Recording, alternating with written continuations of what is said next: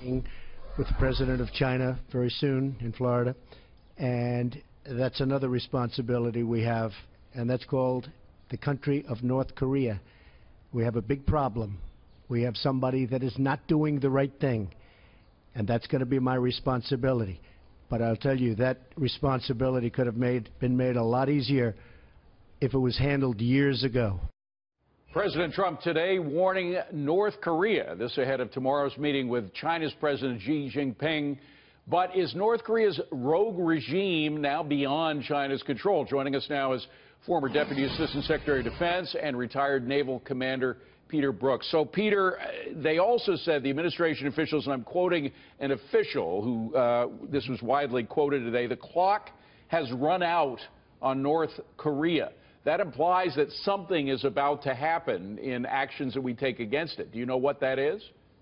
No, I don't.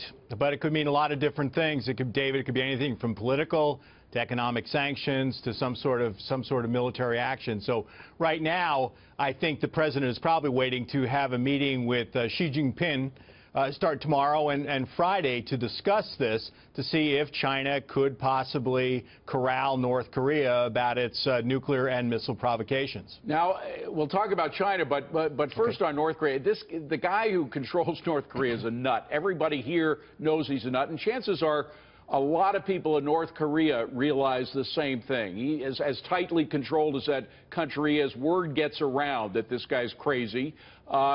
Is there anything we can do to force him out from the inside? It's pretty difficult. It's a complete police state.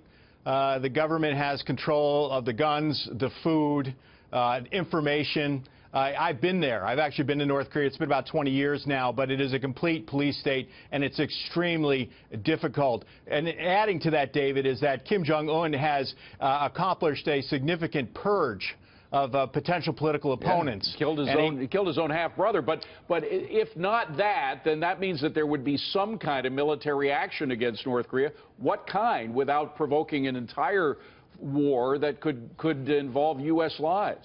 I don't know that we're at the point to talk about military action. If you're going to kick that hornet's nest, you have to really think long and hard about it.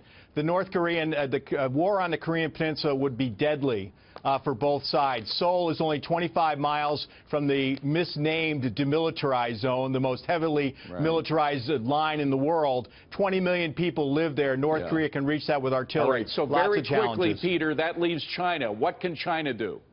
China can try to rein them in because they are the biggest economic benefactor of North Korea, food and fuel. But China also get benefits from North Korea being a buffer state between South Korea and China and keeping U.S. troops south of the 38th parallel. So I don't know if China will crack down. They're worried about instability, regime collapse, and refugee flows. Well, they should worry about the billions of dollars that we're sending them every day and buying their goods.